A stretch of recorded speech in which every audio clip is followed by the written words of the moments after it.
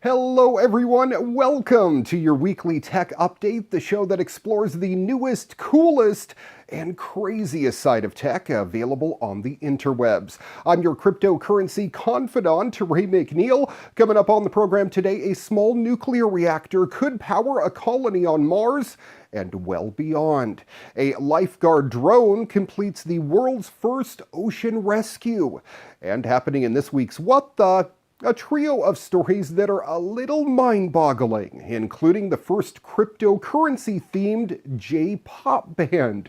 That and a whole lot more coming up on your weekly tech update next.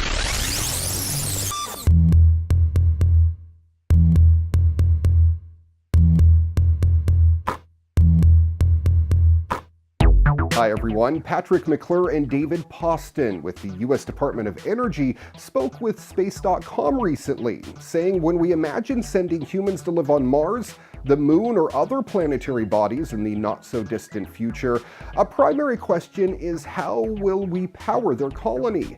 Not only will they need energy to create a habitable environment, but they'll also need to get it back to Earth. For distant planetary bodies like Mars, it's inefficient to bring fuel for the trip home. It's just too heavy.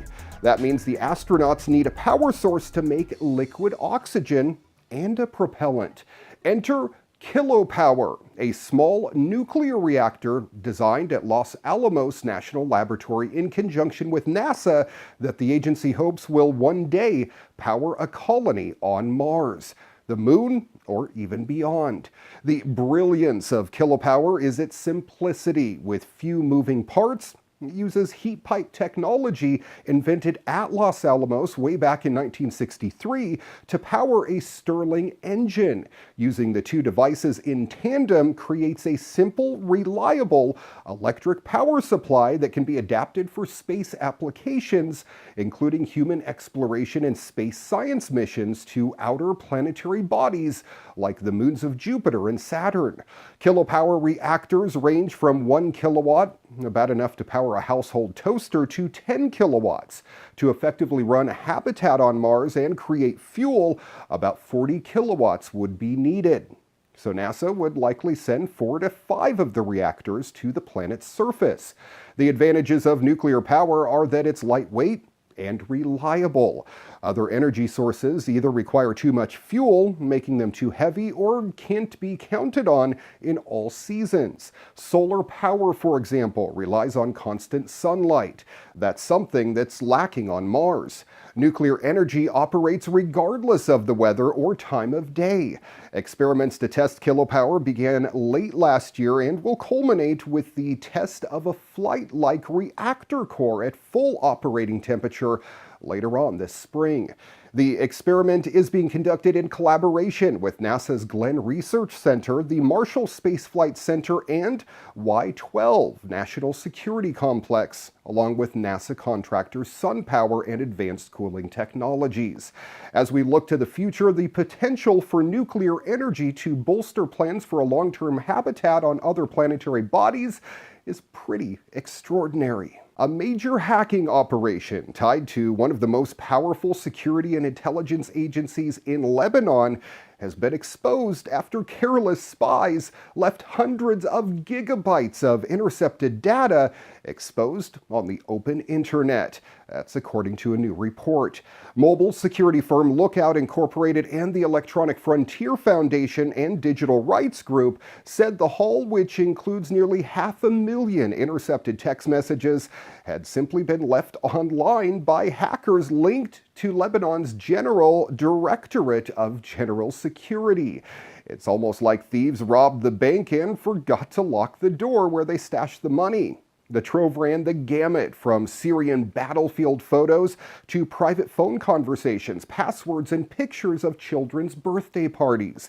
Discoveries of state-sponsored cyber espionage campaigns have become commonplace as countries in the Middle East and Asia scramble to match the digital prowess of the United States, China, Russia, and other major powers. But Lookout and EFF's report is unusual for the amount of data uncovered about the spying campaign's victims and its operators. Notably, their report drew on data generated by suspected test devices to potentially pinpoint the hacker's exact address. The report said the suspected test devices all seemed to be connected to a Wi-Fi network active at the location of the bulky sandstone-colored high-rise that houses Lebanon's General Directorate of General Security. The Associated Press was able to at least partially verify that finding, sending a reporter to the area around the heavily guarded, antenna-crowded building Wednesday to confirm that the same Wi-Fi network was still broadcasting there. The GDGS did not immediately comment on the report. The 49-page document lays out how spies used a network of bogus websites and malicious smartphone apps such as WhatsApp, Telegram, Threema, and Signal, all to steal passwords or pry into communications, eavesdropping on conversations and capturing at least 486,000 text messages. EFF and Lookout said the spying stretched over 21 different countries, including the U.S. and several European nations, but they declined to identify any of the victims except in general terms, saying that there were thousands of them and that in many cases it wasn't always obvious who they were. Murray said relevant authorities had been notified of the spying but declined to go into further detail. In this week's medical news, the first human test in the U.S. involving the gene editing tool CRISPR could begin at any time and will employ the DNA cutting technique in a bid to battle deadly cancers. Doctors at the University of Pennsylvania say they will use CRISPR to modify human immune cells so that they can become expert cancer killers. It's about time. The study will enroll up to 18 patients fighting 3 different types of cancer in what could become the first medical use of CRISPR outside of China, where similar studies have been underway for a while now. An advisory group to the National Institutes of Health initially gave a green light to the Penn researchers in June 2016, but until now, it was not known whether the trial would actually proceed. The Parker Institute for Cancer Immunotherapy, a charity set up by billionaire entrepreneur Sean Parker, one of the founders of the music sharing site Napster, confirmed it is helping to finance the study. The CRISPR trial, led by Dr. Edward Stadmauer, involves reprogramming a person's immune cells to find and attack tumors. To help enhance the treatment, Penn scientists intend to use CRISPR to delete 2 genes in patients' T cells to make them better cancer fighters. One of the genes to be removed makes a checkpoint molecule, PD-1 apparently, that cancer cells exploit to put brakes on the immune system. A further edit will delete the receptor that immune cells normally use to sense danger, like germs or sick tissue.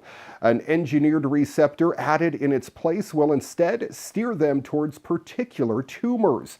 A second CRISPR trial could begin in Europe later this year as well. CRISPR Therapeutics, a biotech company based in Cambridge, Massachusetts, asked European regulatory authorities back in December for permission to try to cure a blood disorder by making a genetic tweak to people's blood cells.